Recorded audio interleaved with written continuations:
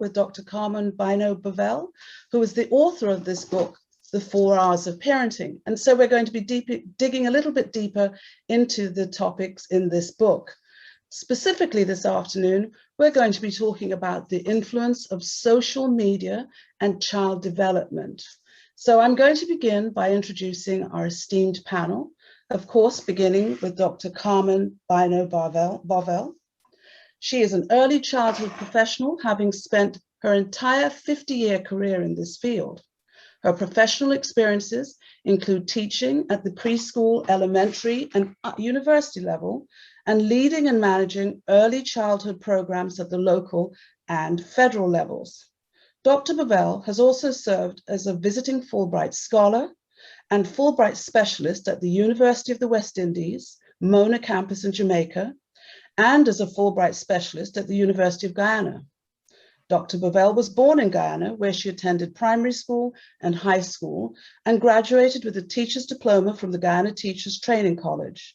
She immigrated to the US in 1969 and continued her professional education, earning a doctorate degree in early childhood special education with a concentration in social and emotional disorders of preschool-age children from the University of Maryland, College Park.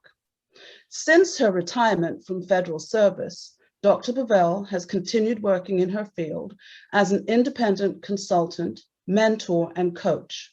Dr. Bovell resides in Raleigh, North Carolina, and is the proud mother of 3 and grandmother of 7. And I will say that while this does note that she is retired, there is nothing about retirement in her activities right now.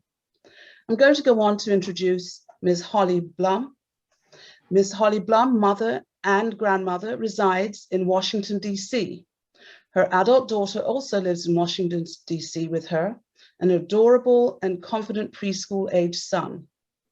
Holly is a retired early childhood professional who has supported classroom teachers in her many roles that included responsive classroom trainer, development and implementation of the Success by 8 multi-age program, and working collaboratively with members of the English as a Second Language Office to provide professional development to pre-K and kindergarten teaching staff.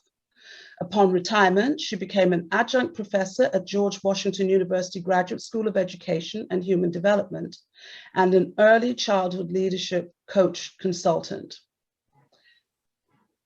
Mrs. Leticia Herrera is the proud mother of a respectful, responsible young adult son. She's a retired Head Start social services assistant, a position in which she worked at recruiting and supporting children and families for the program in Fairfax County Public Schools, Virginia. She worked closely with Hispanic families in the program, assisting them in attending to their own needs and the needs of their children. Since retirement, Mrs. Herrera has continued to support children and families. Dr. Marsha McLean is an early childhood expert with more than 20 years in the making. Currently, she is a college professor, a national expert on early childhood management systems with Head Start, a class observer, and more importantly, she is a grandmother of 6.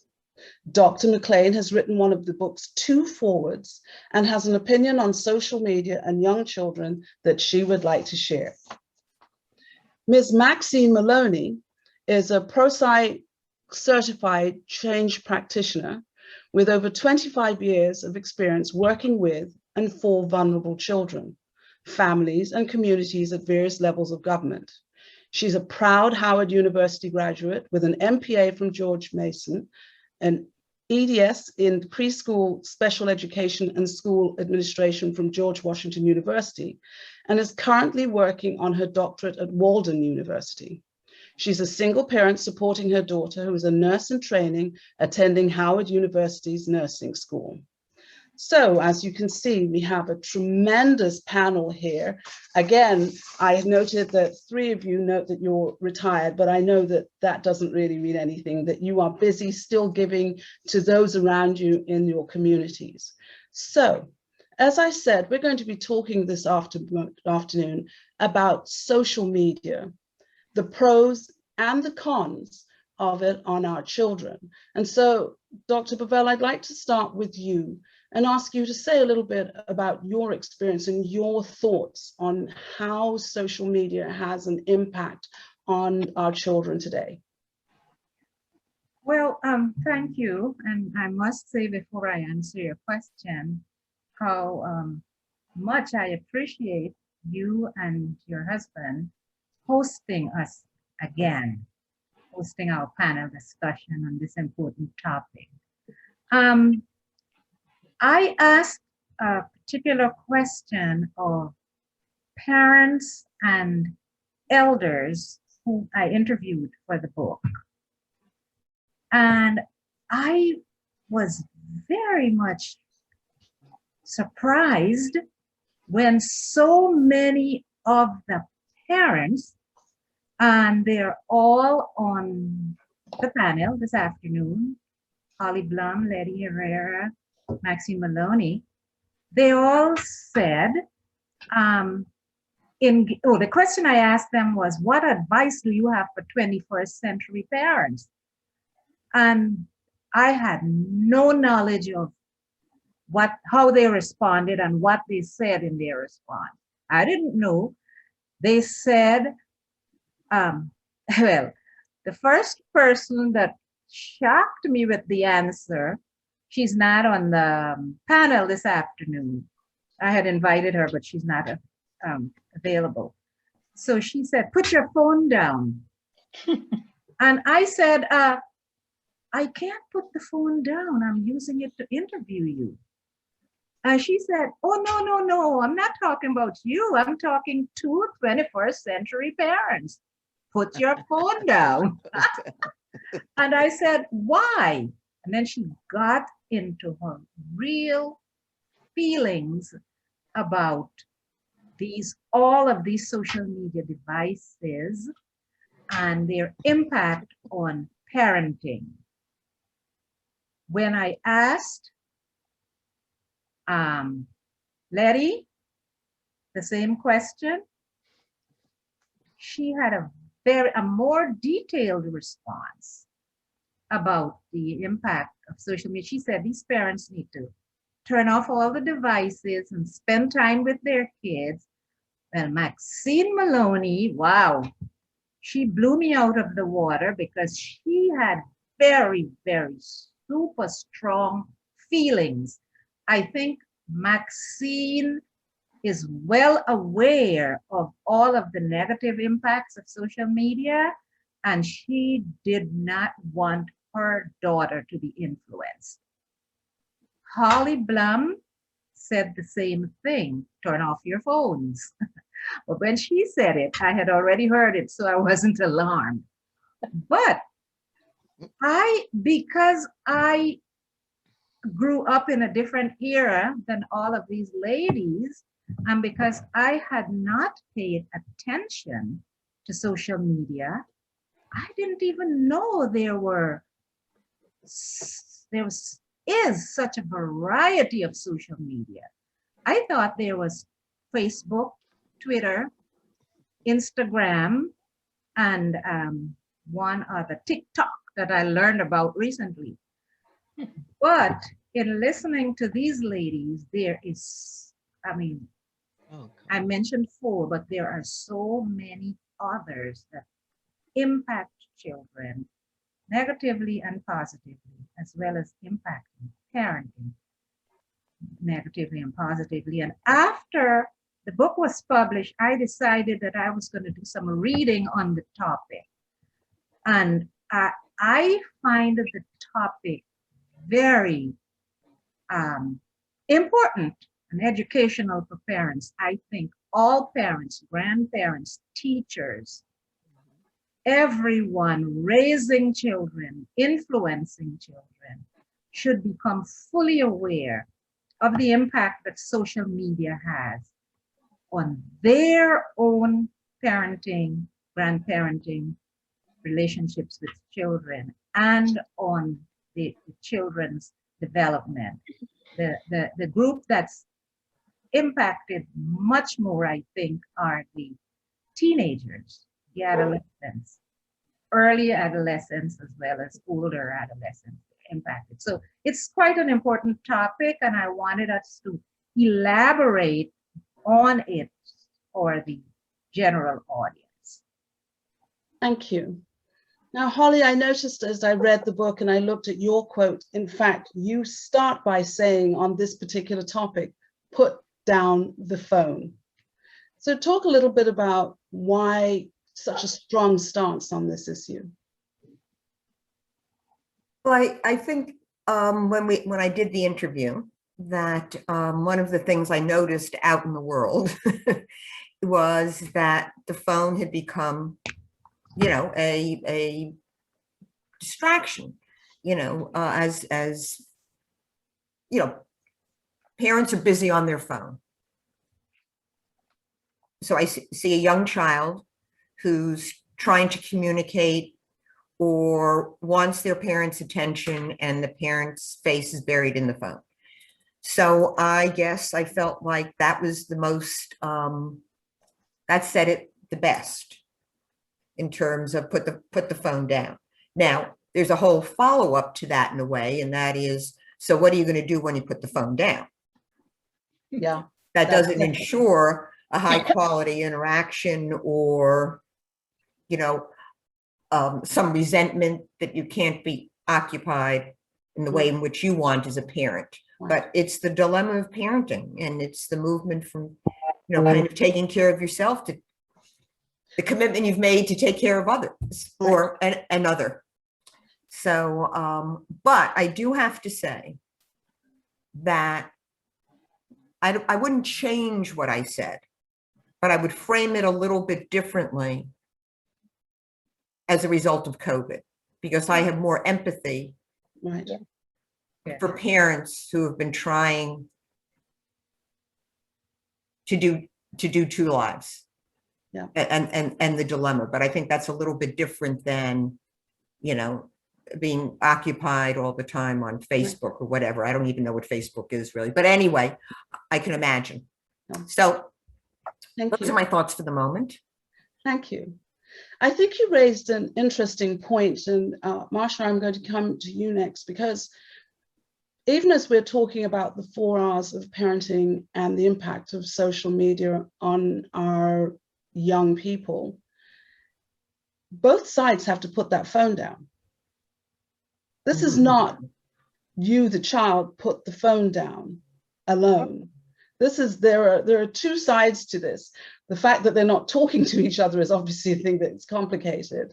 But Marsha, you were very specific. I noted in your bio about wanting to share some very specific points. And so I come to you with that thought, and then with your own thoughts that you want to share with us. So I'm relatively new to social media myself. For years, I ignored it because I thought it was non-productive, I guess, is what I really thought about it as an individual. And so, but what I noticed is that everyone else was on it. When I say everyone else, I mean, you know, younger folks. My children are in the 30s. So, you know, of course, they were on it.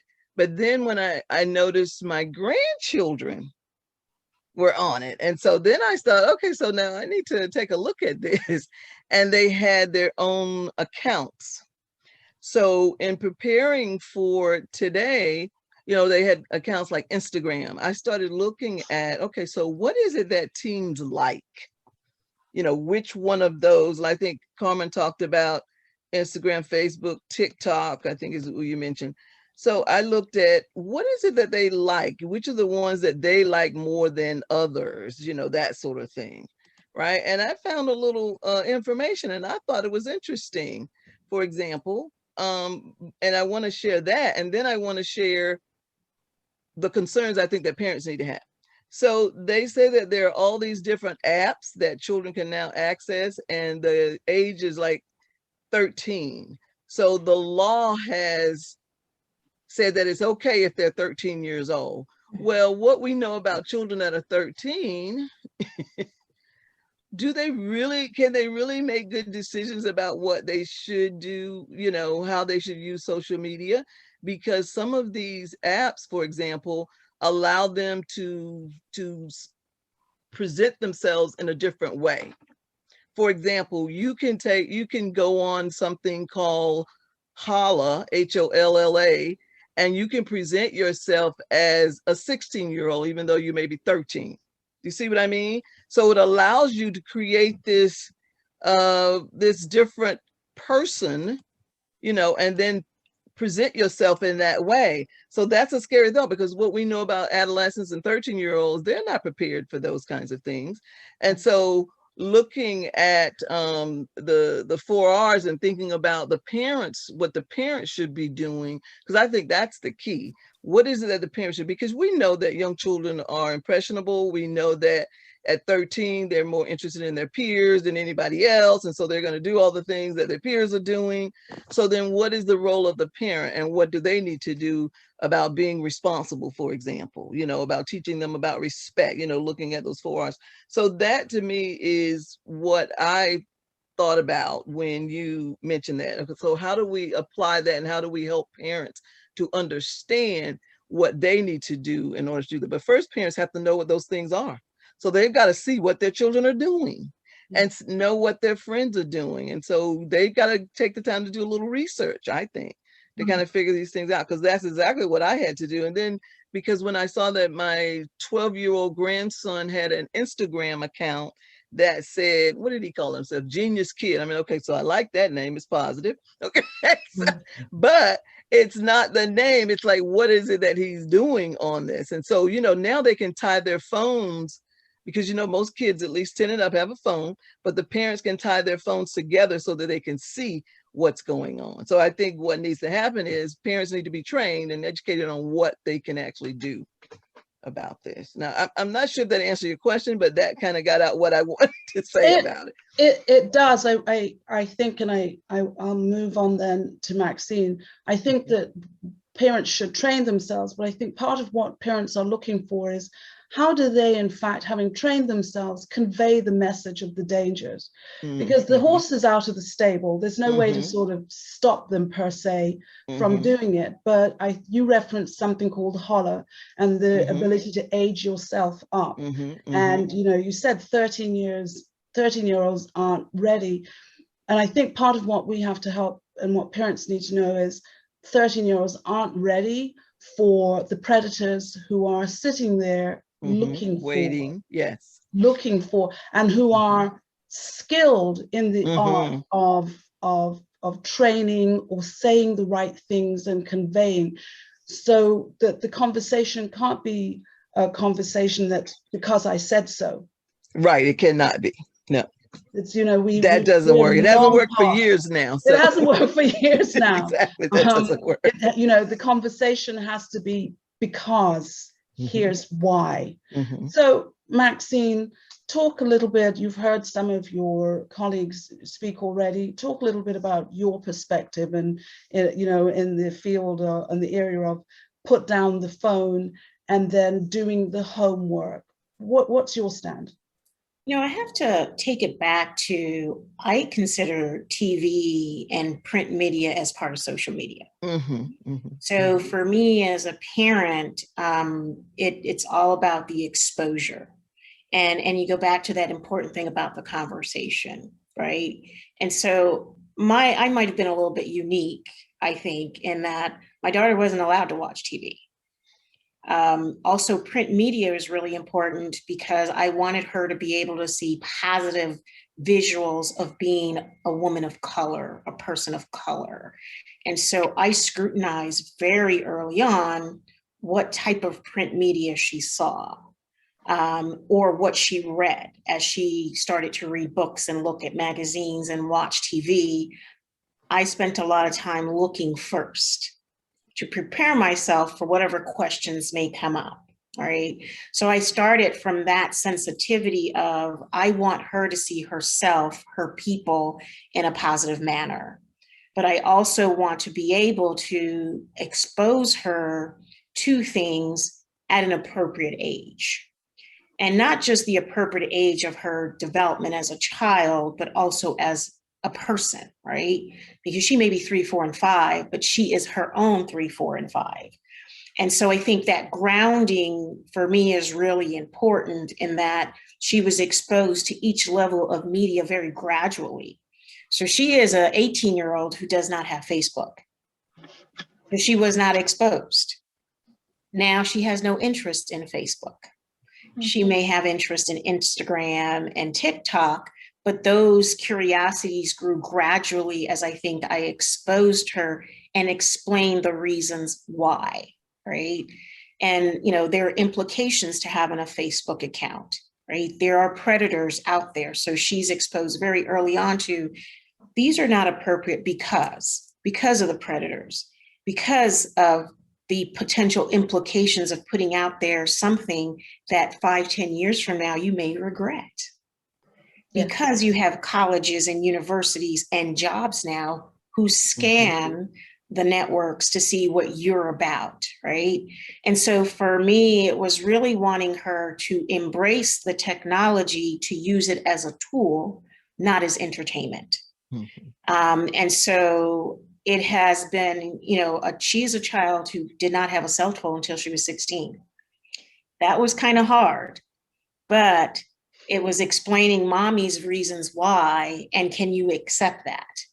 But you're going to get a phone when you're 16 or when you show responsibility. It's really more about when you have the responsibility and the mental acumen to be able to manage and be responsible with that type of technology.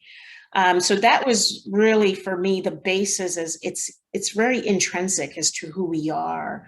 And I feel that when children are grounded, right, they have a strong sense of self, strong sense of what's right, what's wrong. They're going to make mistakes, but also a strong sense of what does my family stand for, right? And the family name, that Maloney name, means something not just to who we are, but it reflects to the world what we stand for and what we're willing to take. And that Maloney name cannot have a marker on it, right? It's important that when they see the Maloney name, they see pride, they see honesty, they see integrity, they see intelligence, and they see a woman of color with some positivity. So social media for us is merely a tool to communicate. COVID-19 has presented a different use of social media, and it still remains more of a tool, but I've had to kind of relax a little bit. And now that she's 18, when the book was written, she was about 16. Now she's 18, she makes her decisions, right? She makes those decisions on her own, but she's capable of really looking back and saying, what does this mean to me? How does this portray who I am as a person? How does this reflect back on my family? And then how does this reflect on my future?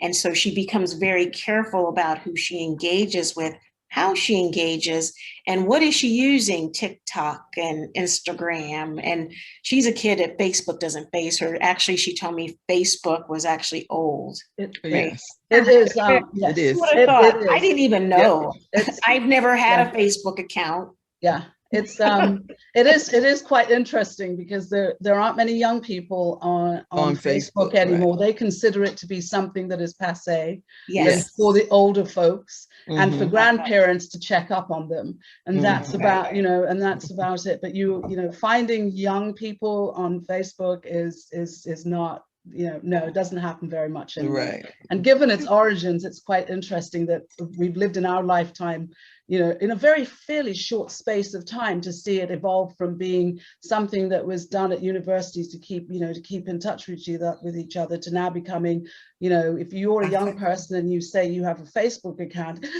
and your peers are sort of thinking of something's wrong with you, and so you're on the out group, now. So thank you, Maxine. You touched on so many different issues there. And Carmen, I can see you chomping that you want to say something, and then I want to go to Letitia. I was totally blown away when I saw this list of social media, and I don't know the terminology. So you all can help me with the terminology. Instagram, Snapchat, Snapchat. That's a new one, the big one. TikTok. TikTok is the one now. Facebook, YouTube. Didn't know YouTube was social media. Twitter, WhatsApp. Ooh, Brahma is on social media on WhatsApp. 4chan, Discord, Omegle, House Party, Tumblr, and Twitch. Oh my goodness, there are so many out there. And they, a lot of them, some of them have very different uses, if you will. Facebook was originally set up, as I said, for communicating, and it's now used grandparents, especially as we've touched on briefly, in the age of COVID, people are able to communicate and show pictures and so on. But things like TikTok that are video producing, where, and have a very specific sense of what they're for, which is, I want to get people to follow and like me. A lot of people have monetized, doing videos on TikTok and becoming, famous because there are TikTok stars. There are people who have become famous because they're on TikTok. I don't know that there's anybody famous from Facebook. It just, they're very, I just don't. And if there is, somebody should correct me, but I don't think they are, because it's a very different, there are Instagram stars. These are, they're video producing, where there's not really a communication, at least to me. You're not really communicating in the sense of give and take, as you do in Facebook, if you will, but are more about putting forward a point of view, or saying that this is the thing that you should be interested now because it's the hot thing. TikTok is a good, again, another example of that, where, this is the hot thing. Somebody's dance is the hot thing, and everybody's suddenly doing the TikTok dance, and you're on Ellen, and you are, because you've done this, and you've become quote unquote famous, and you've got followers, and so on and so forth. So they have different purposes. Some of them ostensibly start off as being positive, but when you look at what some people are willing to do in order to become the star and to be on Ellen, there are, and the teacher I've not forgotten, I'm coming to you, but there are people who have ended up, young people who have ended up dead doing challenges, sniffing, is it cinnamon, I think?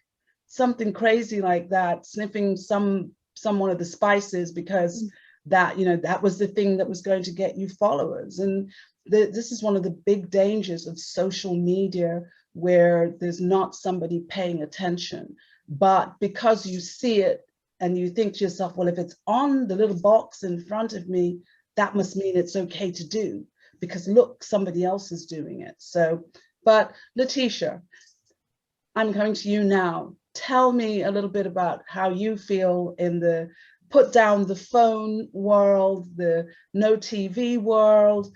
Tell us a little bit about what you're thinking. Well, I think we have to go back to the beginning of the raising children. It is the quality of the time, not the quantity. And it works, and it doesn't matter what year we are, and with the technology, it is the same. And as I heard from everyone else about this past year, it's been very critical for parents, and I cannot imagine to have 1 or 2 or 3 kids in the house. And so it's just been kind of hard, but at the same time, we as a parents are responsible regardless of the technology, regardless of the time that we are, that we have to just work a little bit harder. They're not going to be children or the rest of their life. It's going to be a temporary stage. But I do believe, and I still believe, that it's a quality time. It doesn't matter at any given time. And I think with the technology at this point, as older as they get, I think parents, we need to continue educate children about the technology, about the need of the telephone. I was listening to, my son has phone when he was 16. There was no need, like a driving. I talked to about and explained why he can't have it, and it was okay with him. But I think we as a parent, we need to still learn more about technology.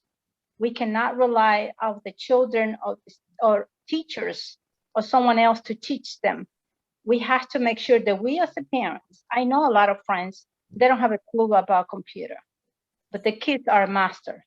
But that's not good, because you have to have a control regardless. Before they're 18, before they leave home, you must have the knowledge about what they're doing. And just the time. I think it is the quality of time. It is the best that we can continue implement it regardless the situation that we are. But I think I just learn more about it. As a parents, as older parents that we get, I think and it's not easy. I don't see it as that easy, but it is good for the children learn technology, because that's what the new life, the new future they have. So I'm agree with all the comments that have been given, and there is too many different type of media, and I think we just, even if we don't like it, I don't like Facebook. I don't have Facebook. I see Instagram for my son and close family, but really I don't care. But I do know some, but I do like to call people. That's who I am, and I won't change. But I keep encourage my son, call your aunt, call this, call that. And just, I think it is at the time they invest them with the children. It's not going to be forever. Well, we are parents forever, but for under 18, we still can just work. And it just the contribution of the parents and the time. I will say that we have to continue to encourage parents, whoever younger and a little bit older, to just, enjoy the technology, but at the same time, be aware. The other thing I find out that I do understand to have their own room. It is a privilege. But when you have a child who really isn't a computer, it's better to have it in an open house, like a place where you can see what they're doing. So that is one thing a friend of mine did. And it was good. With my son, it was the same too. I did that, and it was many years ago, because I really want to know what's going on, even if you don't know the detail of the technology, but at least you want to see something, what's going on. And they feel like they're watching, that we as a parent watching. So there is a lot to be learned. But I think that my key, it is the time that we invest in the children. It's not the quantity, it's just the time. It's the quality. And they deserve to give a good time, at least an hour, half an hour, anything like that. So that's the way I believe, and I think I'm agree with all of them, all of you. Well, Maxine, I'm going to come back to you for a moment, because you touched on something when you talked about your daughter and making sure that she was seeing positive images. And so, as parents, we all want our children to feel and see positive images of themselves, regardless of background. But so often children are channeled towards the negative. What did you in fact say to your daughter when, I don't know, but I imagine she might have made the argument, or typically children say, but Susan does it, Paula does it down the, what do you say when the world is going one way and you're trying to go the other way? Well, I ask a lot of open-ended questions so that I don't get caught being the lecturer, right? So if Susan does it, how would this look if Zaria does it? What are the implications of it if you do it, right? How does it, because Susan does it, it may not turn out the same way for you. So let's unpack that. What does it mean for you? What does it mean for this family? And so it makes me think a lot of what Letitia says, it takes time. You really have to put the time in and asking those open-ended questions like we do as preschool teachers in the classroom. Well, tell me, why do you want to do that? How do you think it will come out for you? How do you think your friends are going to feel? How do you think mommy's going to feel? And so we walk through these situations to talk about implications and feelings before she gets to the decision. Oftentimes she says, you know what? I don't think I'm going to do that. Or when she wants to follow through, and I share a situation where she followed through and was with the cool crowd. That cool crowd situation happened for 2 weeks and it was over. Because what happened was I let her go really deep into it, but I have to meet all the cool crowd. I don't care who they are. I'm going to pick you up. They're going to get in this car and I'm going to drop you off. But I knew that something was going to happen. The first thing she said to me was, Mommy, the way you looked at them, you don't like them. I said, really? What are you talking about? She says, I see your look. I said, that was just the mommy look. I was just looking. She says, this one you have a problem with. No, I don't. I just looked. She said, okay. So she cued into something I need to pay attention to, something I need to watch a little bit closer. That one person got her in a lot of trouble. But who could get her out of it was mommy. Right. So she knows, and I think it's the time. Letitia says it's the time in questioning. And it doesn't start when they're teens. It starts at 1, it starts at 6 months, it starts at 3 months. Because I ask those questions, she starts to begin to think and recognize the signals. She saw my face. Now, mind you, I was thinking I had a poker face, but she could tell the body language. And then she realized, let me look a little deeper as to what mommy's thinking here. Then when the situation occurred, it was devastating for her. But she could come back to me and say, this occurred. And then we talk about, well, what do you plan on doing? How do you think we're going to get out of this? What are you going to do to fix it? And when are we going to fix it? It's not going to be tomorrow. It's not going to be 3 weeks from now. Actually, the situation has to be fixed now. And then we're going to think of 3 things that you need to do to get it done. And I'm sorry that it happened to you. What did you learn from it? So it's the skills that we have as preschool teachers that I think parents don't have the luxury of learning. And we can implement that with our children, that floor time, right? When we learn to do that floor time early on, children, my daughter would tell me all the business and never knew she was getting herself in trouble. Never knew. She was telling all the business and I was like, really? But rather than judge and lecture, it was asking her questions to pull it out of her so that she begins to think critically. Then that critical thinking helps her in making decisions when she wants to get on social media, when she wants to engage with folks, when she can now discern this person might not be real, right? This person is fake. Or she can pick up signals now, and it's all about time. Yeah. Holly, I'm looking at your quote in the book, and you say it's a responsibility to have a child. And I suggest that you spend some time thinking about what and who you want your child to be when they're 15, 18, or 25 years old. Talk to us a little bit more about that thinking. Oh, and you're on mute. I think that Maxine, kind of said it very well, because she was like the illustrator of that quote, and was, how do you think about it? How do you plan it out? How do you're using the same systems that you're really using as an early childhood person, or as an infant person with our background and training. The thing that I think is really the challenge, well, I think, first of all, I did spend a lot of time thinking about that, who I want, who do I want her to be or hope that she'll be. And I think Maxine did a fabulous job in kind of doing the diagram of how that blossoms. Although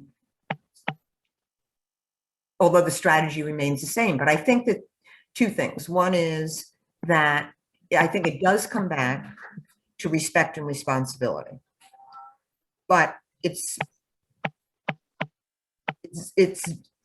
seated in respect and responsibility for your child. So if you respect your child from the very beginning, and you assume a responsibility for not only their upbringing, but for conveying that ongoing idea of you are responsible. You are a responsible person. I'm going to help you become that. I'm going to help you become a reflective person. But I think Maxine said all of that. I think the big challenge is we all have an advantage. We all come from a background in early childhood. So we have an advantage in terms of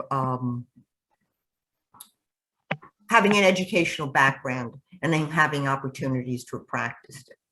To me, the bigger challenge in light of what we're talking about, the 4 hours of parenting, is how do you kind of spread the word, and how do you become supportive of others if you think that these are important strategies and tactics. And I think that's hard. I think that, how do you network this so that you're inviting people, not that I certainly had all the answers, I can tell you that, but how do you network people into the conversation? Yeah. A variety of people, yeah. Not only educators. Yes. Marsha, I'd like to come over to you. That was actually exactly the sort of path I was going along, because in some ways we've sort of focused on the teenager, but where do you start? When is too early? Is there such a thing as too early? And if there isn't, how do you begin that conversation? And when Carmen and I talked a couple of times as we were leading into this, one of the things that I think sometimes we run into, and you all have the background in early childhood and education and so on, but how do you make this not become an academic conversation? How do you have the conversation with the harried parent who is, leaving, going to work at 7 something in the morning, coming home at 5 or 6, trying to cook dinner, maybe in school themselves? How do you help them to start to think about this, the impact and how important this is, so that they can find that extra will or that extra place and make the decisions and have the conversations, and it's not just us amongst ourselves doing this? Because clearly you all know it already. How do you convey it? How do you get this out there? Marsha, starting with you. So your question makes me reflect on my own experience as a parent. I was going to school, I was working full-time in the school with my children. There were other parents, you know, that were engaged, and some of the things that I did. So first, no, it's never too early, but it has to be age appropriate, though, how you do it. That's the key.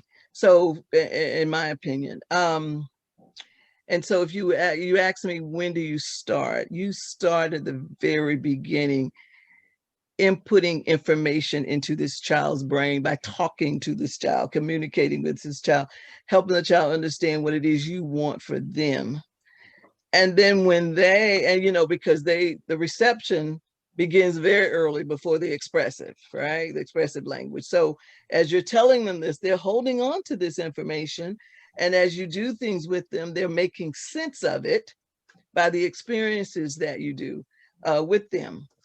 And the other thing is, with other parents, I think one of the things, if it's your peers, you know, like your children's friends, parents, you model for them what you want for your children. And hopefully some of them, they will catch on to some of those things. And then sometimes you have to tell them because everybody doesn't always catch on. I know, you know, parents that I've been around as my children were younger, they're like, why are you so tough? My family, for example, would always ask my husband and I, why are you guys so tough on those kids? And we were tough on those kids because we wanted what was best for them. And so when you now compare those kids, my kids versus the other kids who, you know, whose family may not have been as tough, there's a huge difference. And, you know, and so they teased us, my family teased us all through my children's developing years. You won't let them do this. You won't let them do that. You won't let, you know, because we were really sure about what we wanted for our children. And so that's what we did. And we hope that, you know, as they saw this, they would catch on to this. And so, you know, of course, we talked about it. And my family knows me as the intellectual one who's always going to tell you how things should be done. However, most of them didn't follow. But anyway, you know, and sometimes people don't do that. They just don't want to. And that's okay. So that's how you get parents, I think, engaged, by other parents engaged, by modeling for them, by talking with them about how it works. Now, also know that they may not take advantage of that because that's just who people are. The other thing is, I believe that those experiences that you engage your children in early on are definitely the key to their success. And it's a full-time job. It's a never-ending job. Even when you work 8 hours a day, 9 hours a day, 10 hours a day, you still have to think about this is part of being a parent. You decided you want to do this role, now do it. So there's really no excuse. You know, I see parents all the time, like when Holly was talking about put the phone down, when you said that, with their head in the phone and the child is over here doing something else. And I make it my business to go over there and say something, you know, talk to the child and say, oh, do you mind me talking to him? You know, that sort of thing. I've always been that type of person because as a mandated, what do you call it? Regulated man. What do you call a mandate? I don't know what you call it. But anyway, in other words, you can automatically, as an early child parent, you can be in other people's business when you want to, because you're a mandated reporter. So I always do that. And sometimes people get a little bit upset, but it's a way to kind of show them what they should be doing with their child. Yeah. You know, so I think that's part of our responsibility as a community. Yeah, is to do those kinds of things. You know, you have your parenting responsibility, but you also have a responsibility as a community of parents and grandparents, and especially now as a grandparent, of course, I'm always engaged with what my grandchildren are doing and what their parents are doing with them, and then I always add my feedback or my input into that. So, you know, you started when I asked you that question, something that really resonated with me, because you said you start with talking with.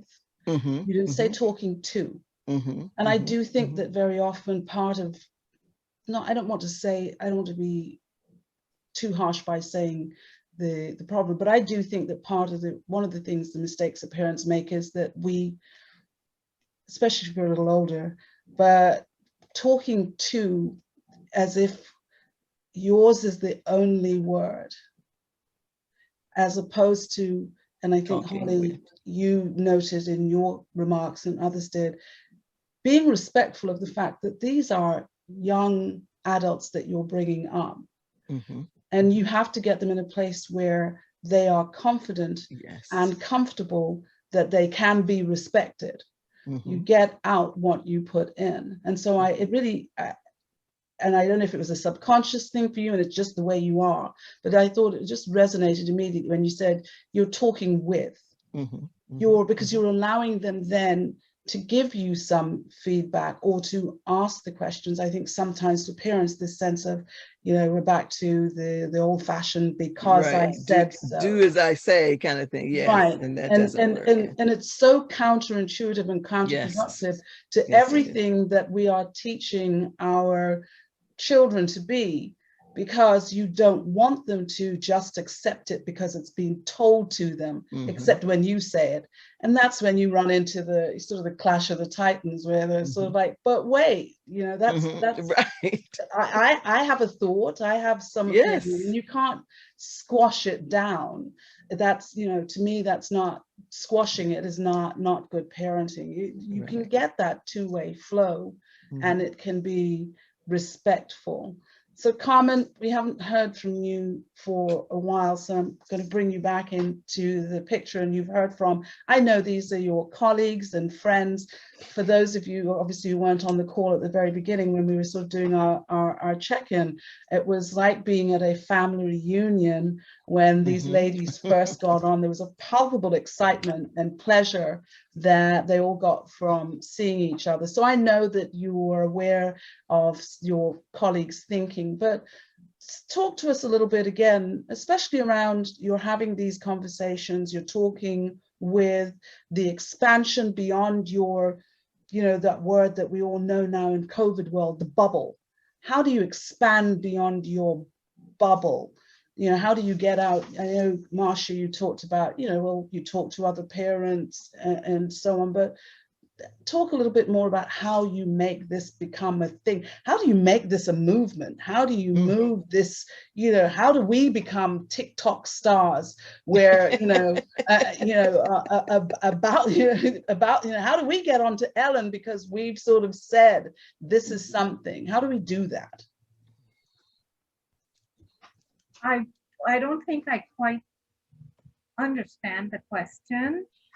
So rephrase it for me. Okay, so we, Marcia talked about, well, you can talk with other parents perhaps, but how do we get people to understand? How do we open up these conversations? Are these conversations beyond maybe the parents in your community? Do we do more of these kind of talks? Do we do white papers?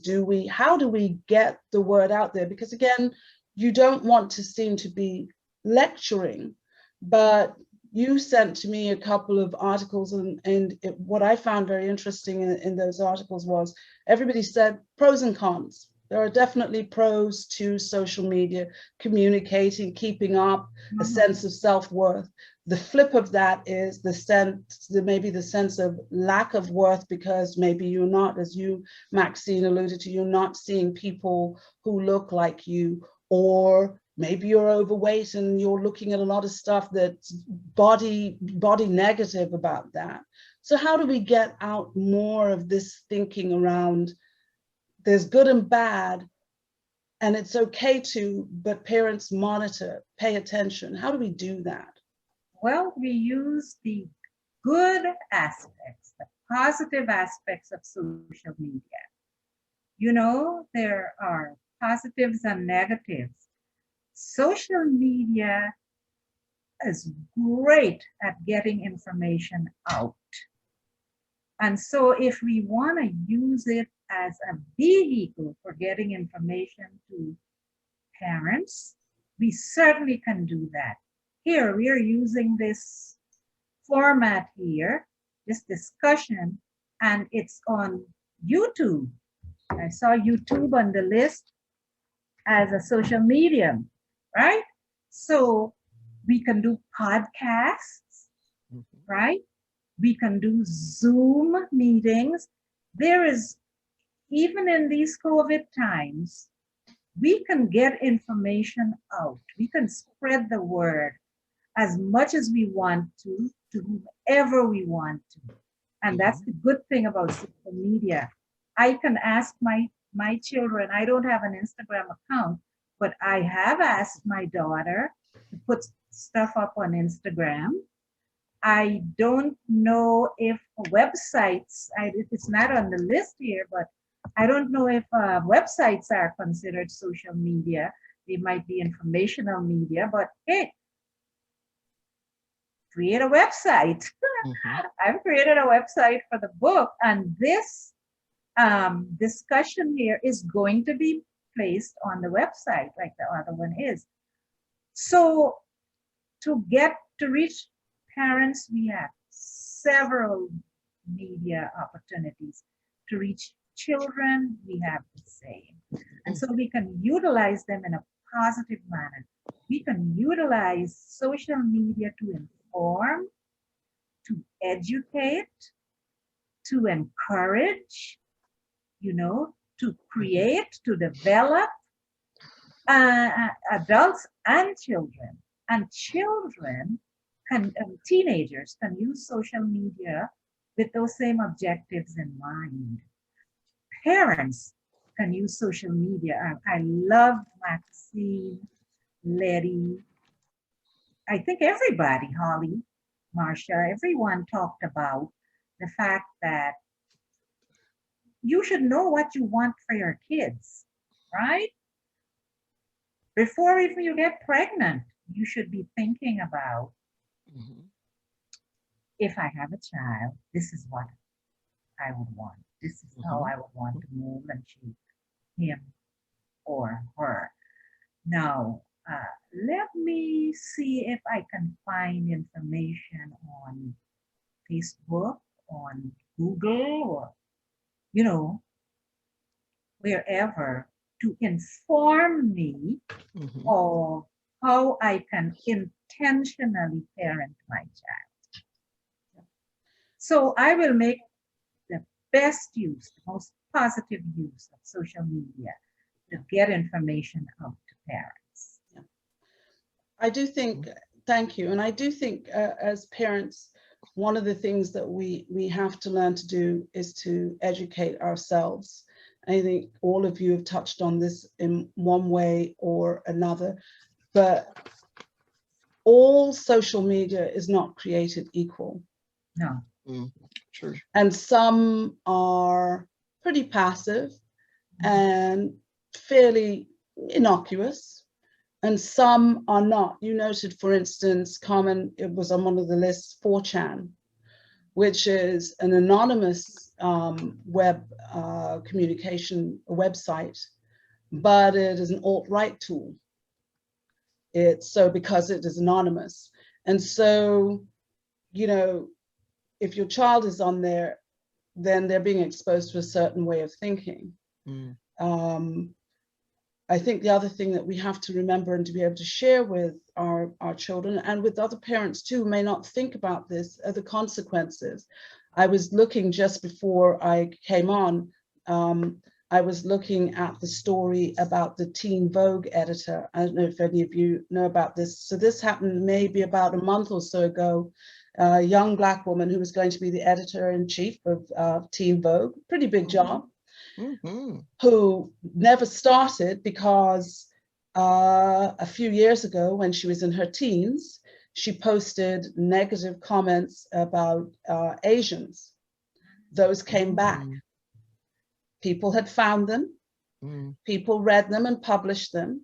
And what I'm assuming for her, for any, it would have been a dream job. If you're a journalist in a particular type, being the editor-in-chief of Teen Vogue is going to be a big deal. And she did not start because the outcry before, once those became public, and we've seen this sort of story time and time again, but I thought it was a timely one because here is the young woman, who, and it was very recent, I think she's in her 20s, she did this when she was 18 or 19, so within a 10-year gap, it came back to bite her and seriously took away what, as I said, would have been her dream job. And so I think part of the messaging that we have to convey, or that people need to understand, are the consequences. Somebody talked about it earlier around, jobs, and because I don't know of an employer nowadays that the first thing that HR does, they go to look at your media pages. They go to look at your Facebook, your Instagram, your Twitter. And so those things that you thought were funny, and at 15 or 16, it does seem a little unfair that you'll be judged at what you put in 15, at 16, at 20 something, but that's the way life is. It's not fair. And so I do think some of the messaging that we need to be able to convey is that nothing really goes away. Yeah. That's another part of this social media that, at the time you think you're the class clown and it's all very funny, and here you are saying or doing whatever, and 10, 15 years later, when you're going for that job, or or even trying to get into a doctoral program or something, and this is going to come up and maybe catch you a little bit there. But I think we focused a lot on the negative, but can we talk for a few moments about what are the positives of social media? What do you see as, and we've talked a little bit about COVID, so let's talk a little bit about what you see as the positives of social media engagement. And Maxine, I'll start with you. Certainly. Oh, sorry, Holly, you're next. No, it's okay. I just have a quick story to tell. Maxine, I'm sorry. Go ahead. So this was just a quick story. So I'm on what's called the neighborhood school readiness team. And so during COVID, one of the people that were on the team, it's in a certain community, was concerned about the fact that young children were outside without any masks. So mostly children under the 5 and 6 in her neighborhood on the playground. So anyway, she starts to talk about TikTok, and and I of course know nothing. And anyway, so to make a long story short, which is not my gift, she has her son. I mean, she totally gets what TikTok is. She talks to her son about what the dilemma is. He creates a whole TikTok little scenario for the importance of doing this, that kind of addressed both from a parent. He pretends, because he understands TikTok, he pretends he's the parent talking to the 5-year-old or 4-year-old. Then he does a whole thing as if he's the 4-year-old. Anyway, this whole thing takes about 45 seconds. And then he gets his friend who speaks Spanish to come in and kind of sum up the whole thing. And part of her concern was that maybe families don't have access or understand that there are particular face masks for very little kids. So he does some sort of little promo thing about that, and tells people, you can donate. Bring it to your neighborhood elementary school, etc. The whole thing has been taken care of on TikTok for the whole community. Wow. Right. So there's a positive story. It is, when she brought it up, I was like, okay. And I said to her, I don't even know what TikTok is, and da da da da da. So of course that was a whole other thing. Then I spoke with her son, who's 12 years old, trying to get me into TikTok. But anyway, you asked about a positive thing. Yeah, that's a positive story. I think it's a great story, and I thought he was so creative. Yeah, and it's actually an example of what Carmen said earlier about taking it to where people are.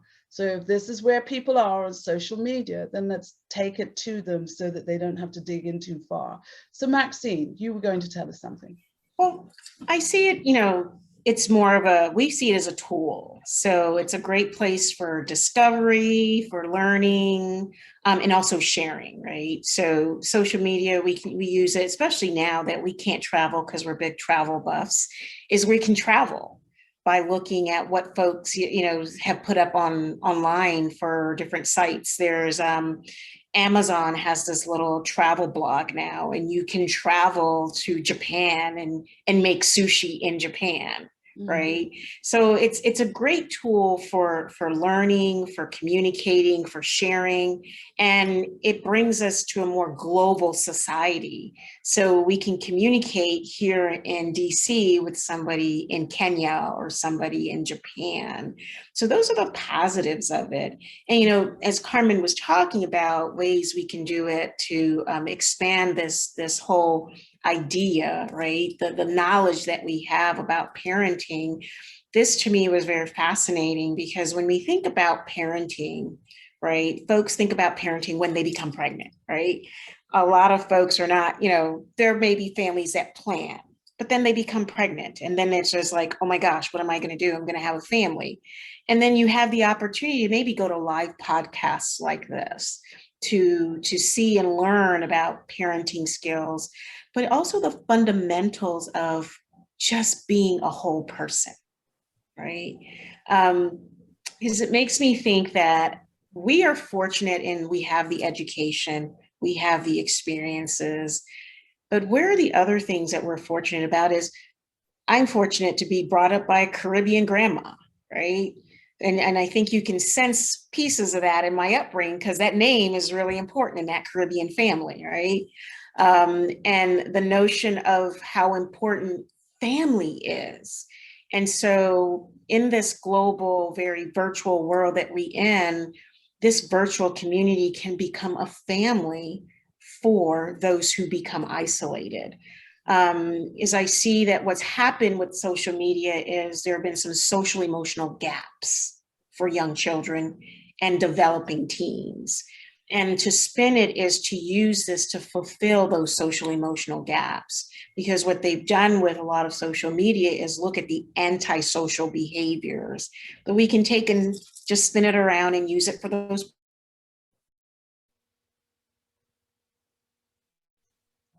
Oh, so we've got a little technical difficulty.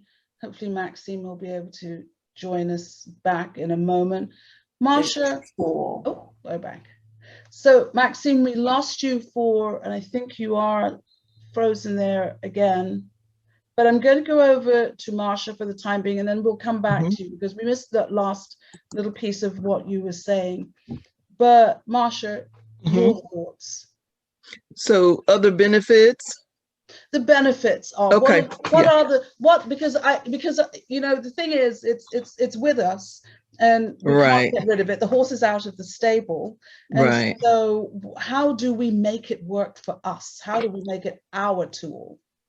So I want to talk about it from a couple of perspectives. One, as a grandparent, right, it really has been a great way for me to get to stay in touch with my grandkids, for example, because prior to COVID, I was not engaged in social media that much.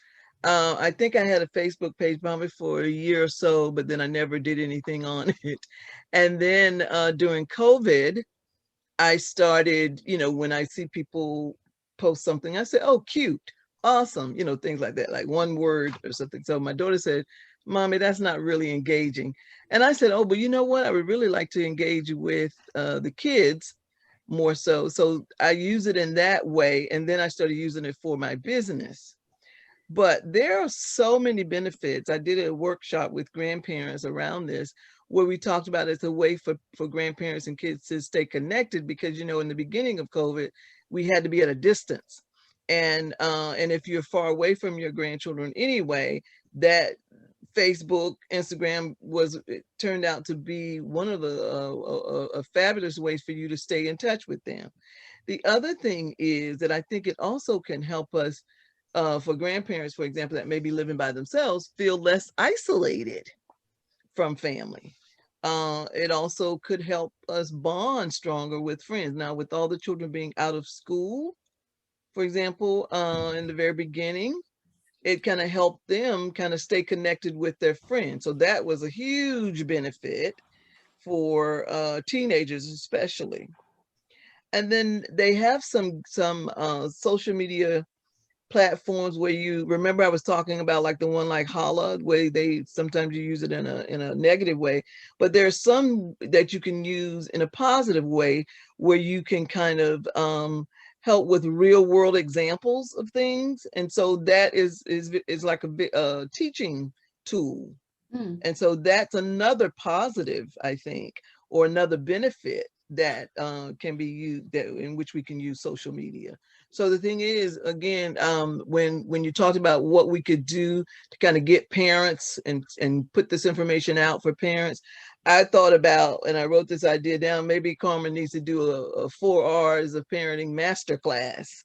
Right? Because, you know, that seems to be the thing these days. Everybody's doing a master class. Yeah. And so, you know, these are things that I think parents could benefit from.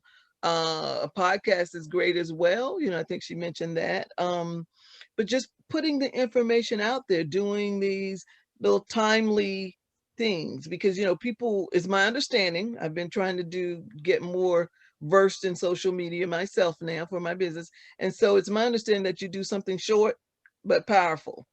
So maybe a 15-minute something, you know, or 20-minute something, because people don't have a lot of time and they'll pay attention to it, you know. But if you do an hour lecture, they're going to say, okay, you know.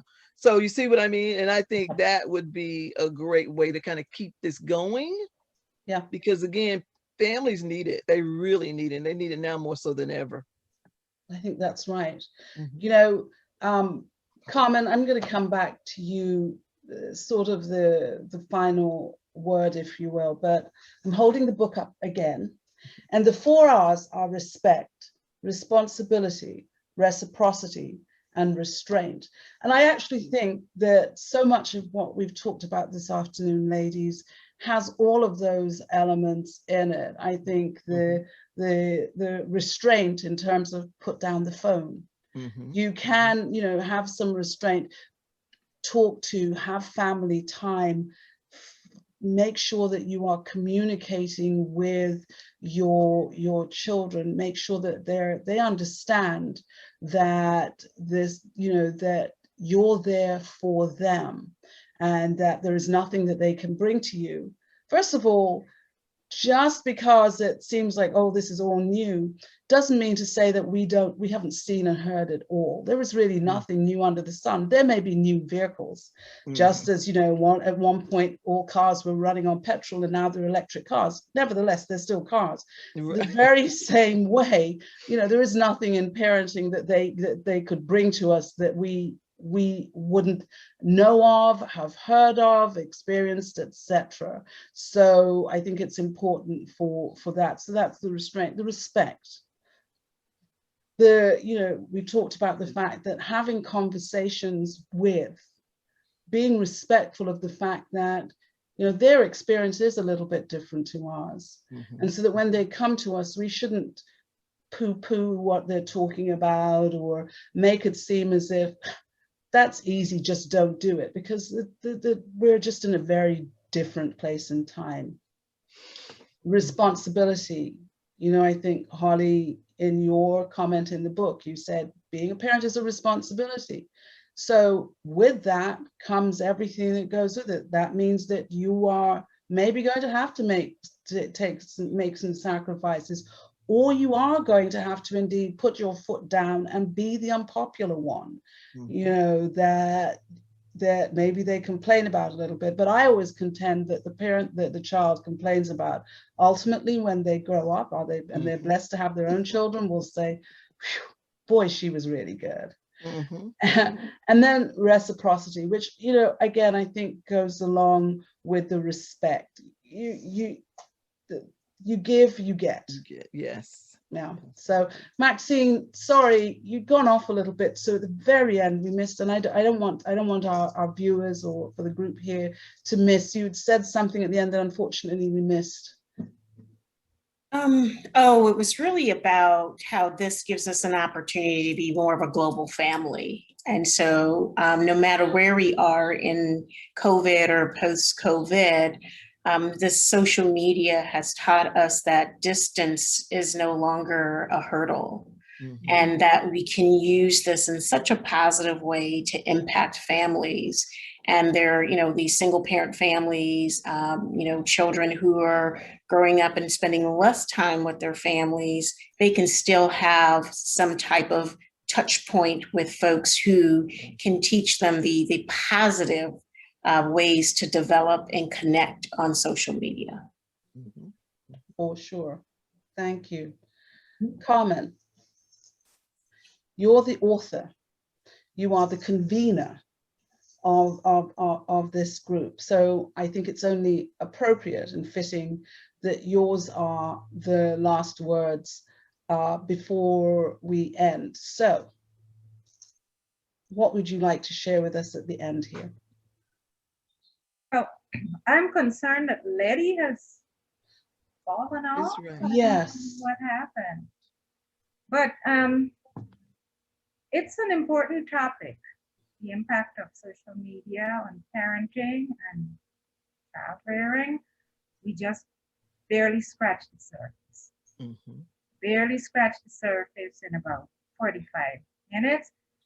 And so I am encouraging parents to get online, Google, you know, the topic, influence of, impact of social media on parenting, on children, whatever they want to learn, Google and find out.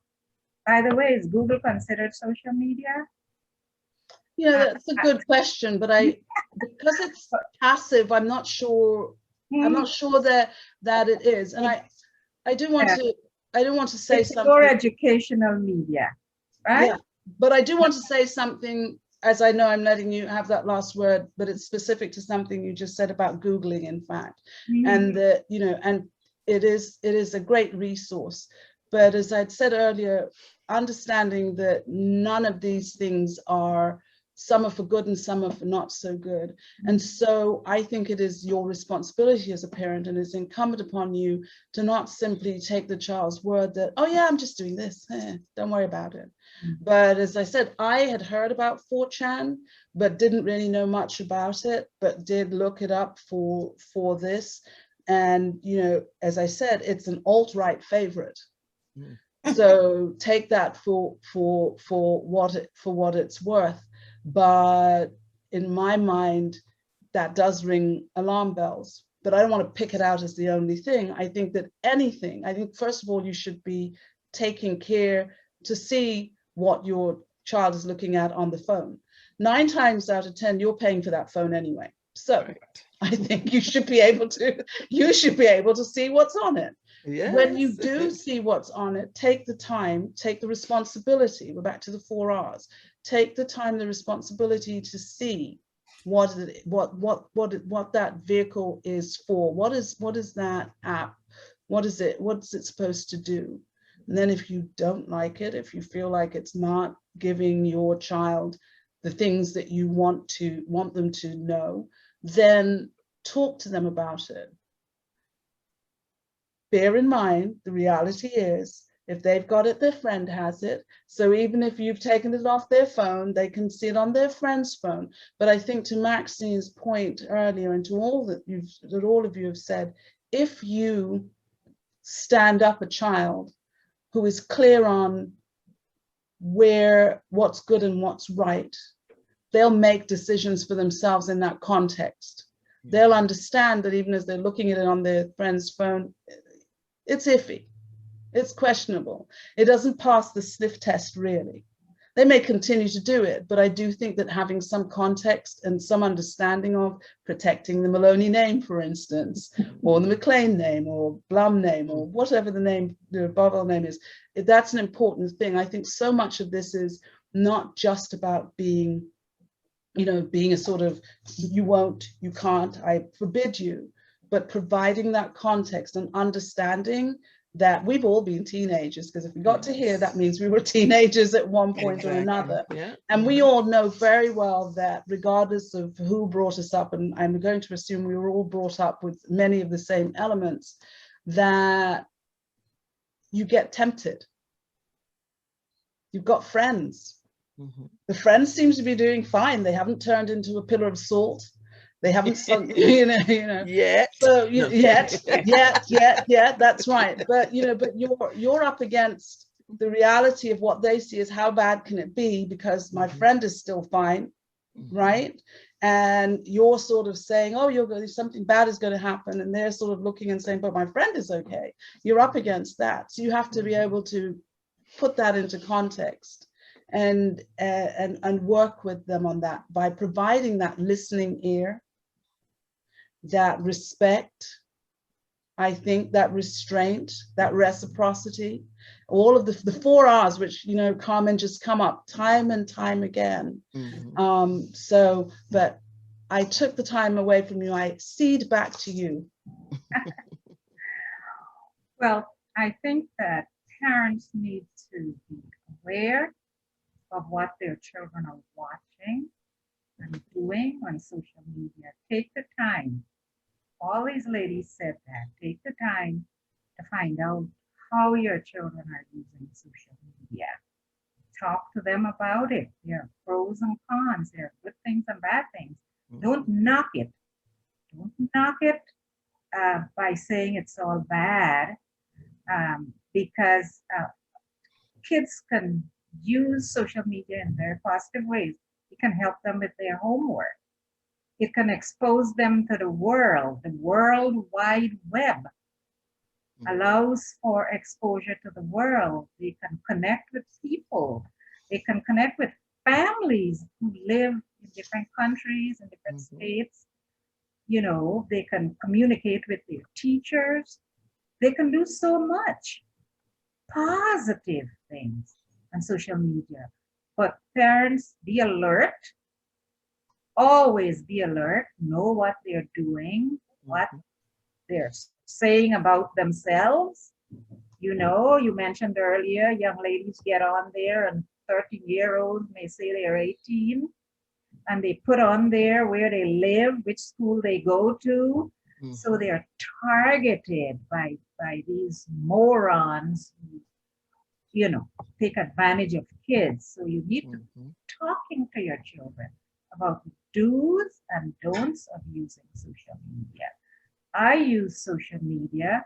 I use WhatsApp. Hey, it's a free service to me. I call my peeps in Guyana and, all over the world on WhatsApp. It doesn't cost me anything financially, but I'm sure it's costing me something. I would like to know what it's costing me.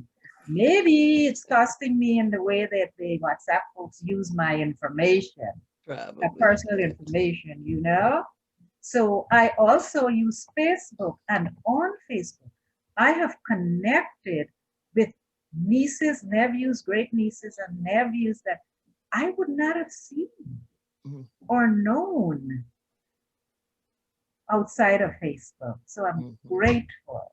So my final word to parents, grandparents, and everyone, teachers, teenagers, know the pros and cons, know how it'll benefit you, and know how it can rob you of your dignity, like the young ladies who overly sexualize themselves, And as Anita said, looking for a job, and what you said in 2021, when you're applying for that job in 2031, it can come back and get you. When I applied for an important position, I was asked, are you on Facebook, Instagram, whatever, Twitter? I said, I'm on Facebook, and the response was, okay, we'll give it a check. I was shocked. I did not even know that was happening. So someone said it, someone of the ladies said it, be careful what you share about yourself on social media. Parents, I wish you all the best. Thank you. Thank you. So I'm going to go back a tiny bit. Because we have a few more minutes. We've got 6 minutes. I'm going to reserve a minute for myself because I want to make sure that I touch on a couple of things. But I'm going to start on what is my top left, Marsha. Last minute thought. Okay. I would say I would kind of kudo what Carmen said, but I want to add, it's important for parents to know the risk and to communicate that with their children so that they will have a better understanding. I agree with her. Let's look at the pros and cons of this thing. It could go left, real quick. And so I think that's important for parents to share that information with children, of course, at a certain age. I think with teenagers, they need to know the pros and cons. I agree with that. They also need to know the benefits. I think that parents need to take a look at whatever it is that they're on their phones or their computers or both. I know that there are some parental guidance limits and things like that that you can do with very young children. But when the child is 14, 15, I'm not so sure if that changes or not, because again, I read in my preparation today that they're at 13, they're allowed to have their own accounts. And so when that happens, I think parents still need to make sure that they are watching and paying attention to, because there are some negative impacts. It can impact the child intellectually, psychologically, as well as socially. And so I think keeping those things in mind will help us as parents and grandparents make those decisions about whether or not we want children to engage and how we want them to engage. Because we know for the most part they're going to, but so it becomes really how they're going to engage. Thank you. You're welcome. Holly, last minute sharing. Oh, you are still on mute. I think that the social media perspective, bringing in the social media perspective, is a very interesting perspective in terms of having us step back and look at the 4 R's. And then what are the connections between the 4 R's and social media? The use of social media, how we learn ourselves about social media, and then what are the messages that we think, and how do we convey those messages to our children, especially in the framework of the 4 R's. So, and I think we've spent a lot of time talking about teenagers, but I want to go all the way back to what does that look like, as the parent, as a parent takes the child to the playground. The child's 3 years old, and as I witnessed yesterday, I don't think the parent looked up from her phone for 8 or 9 minutes. Such an important point. Right. Such an important point. This is not. I think it's a lifespan kind of. It's become a lifespan kind of. Yeah. Yeah. Put down your phone is to all parties. Right. Maxine.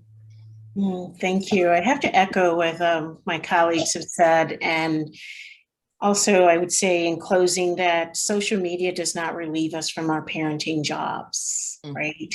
It's not an excuse to no longer parent. That parenting is a responsibility that's lifelong. And it's actually an honor, right? You have been bestowed a human being, a life. And that life, from the minute it arrives, you're responsible. And this new world of social media does not relieve us of those duties. And it makes us even more, it makes it even more important that we pay closer attention, we're involved, and we talk and make sure that it's age appropriate. That we're just not handing the world, because that's what we're doing with social media, is we're handing our precious commodity to the world. And then the world can damage that commodity in a split second. Absolutely. Absolutely. Well, ladies, unfortunately, we did lose Letitia. but hopefully she'll go back and look at this. So I want to say thank you to Letitia, Marsha, Holly, Maxine, and of course, a very special thank you to Carmen for convening this important discussion. I do hope that we'll find opportunities, as we've all talked about, to keep expanding this message, whether it's informally through conversations, through referrals to the book, to referrals to looking at the YouTube of this, or to then going on to that next level, taking the fight, if you will, to where the battleground is on social media. Again, the book, The 4 Hours of Parenting. Ladies, thank you. Yes. Yes, very much. Mother's Day gift. The Mother's Day gift. Absolutely. There That you you go. can give to There you go. fathers on the same day and tell them they're Father's getting Day. their gift early. Yes. Yeah. And to grandparents too. Thank you again, ladies. It's been an honor and a pleasure listening to you this afternoon. My name is Annette Hall of ICMBC. Thank you and have a wonderful day. Thank you. Thank you, Carmen. Thank you. Thank you. Bye. It's been an honor. Yes. Privilege for me.